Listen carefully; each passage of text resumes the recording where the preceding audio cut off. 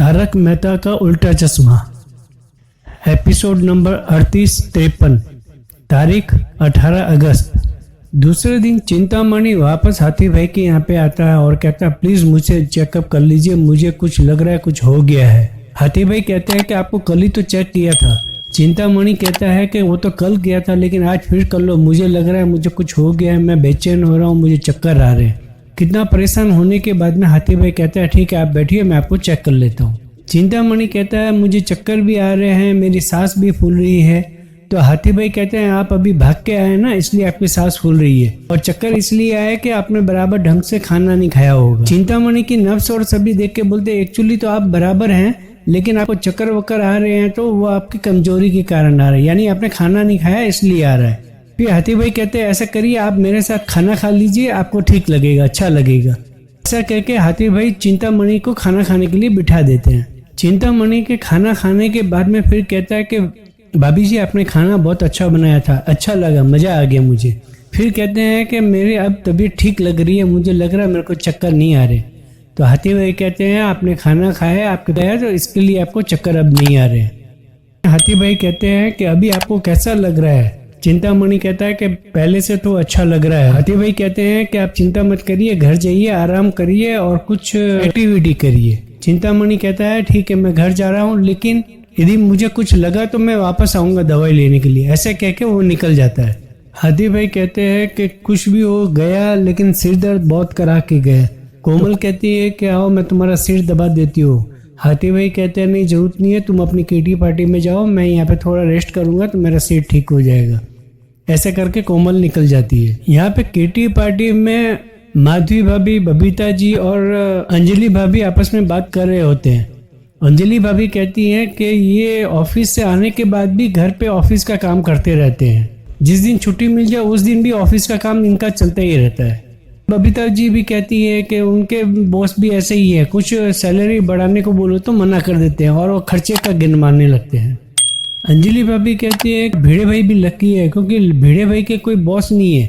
तब तक बबीता जी कहती है कौन कहते हैं इनके बॉस नहीं है ना माधवी भाभी।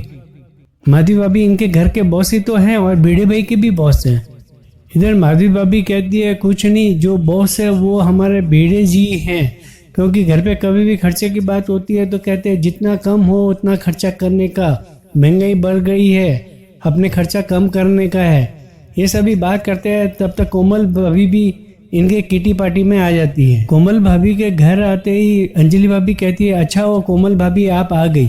माधवी भाभी और बबीता जी दोनों चौंक जाते हैं। कोमल भाभी आके बैठती है और कहती है कि आज एक पेशेंट आया है चिंतामणि, डॉक्टर हाथी को इतना परेशान करके रखा है कि पूछो ही मत। उन्हें कोई भी बीमारी नहीं है, वो एकदम फिट है, लेकिन फिर भी ये कहते हैं कि मुझे ये बीमारी है, मुझे वो बीमारी है, मुझे चक्कर आ रहे हैं, मुझे ऐसा कुछ बोलते रहते हैं। तो माधवी भाभी कहती है कि उनको बोल दो ना, नहीं तो आओ, नहीं तो कोई दूसरा डॉक्टर देख लो। कोमल भाभी कहती है कि उनको क्या है हाथी की दवा सूट हो रही है इसीलिए वो आ रहे हैं बार बार, और बाजू की सोसाइटी में रहते हैं तो इसीलिए दिन में 2-3 बार आ जाते हैं बीमारी का नाम लेके।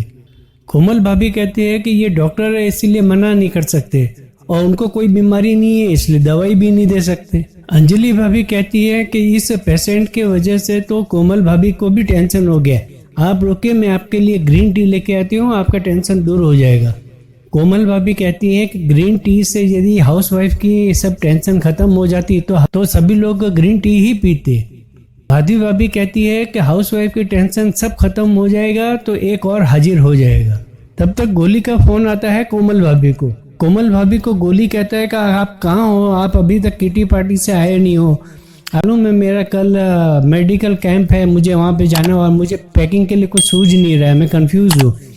कोमल भाभी कहती है कि तुम क्लब हाउस गए थे इसलिए मैं यहाँ पे अंजलि भाभी के घर आई थी, ठीक है तुम सूटकेस और सभी निकाल के रखो, तब तक मैं वहाँ पे आती हूँ। बबीता जी पूछती है कि कहाँ जा रहा है गोली। कोमल भाभी कहती है कि वो नासिक में 2 दिन का मेडिकल कैंप है इसलिए वो वहाँ पे जा रहा है लोगों को मदद करने के लिए, दवाई के लिए। माधवी भाभी कहती है देखते देखते बच्चे कितने बड़े हो गए और कितने हेल्पफुल हो गए हैं, किसी के लिए भी मदद करने के लिए हाजिर हो जाते हैं।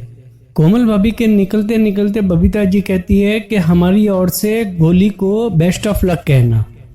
इधर कोमल भाभी गोली के बैग को पैक कर देते हैं और कहते हैं बैग तुम्हारा पैक हो गया है और नाश्ता जो डालना है वो मैं कल डाल दूंगी। कोमल भाभी कहती है गोली को कि बेटा वहाँ पे जाके तुम अपना ध्यान रखना, अपनी तबीयत का ख्याल रखना।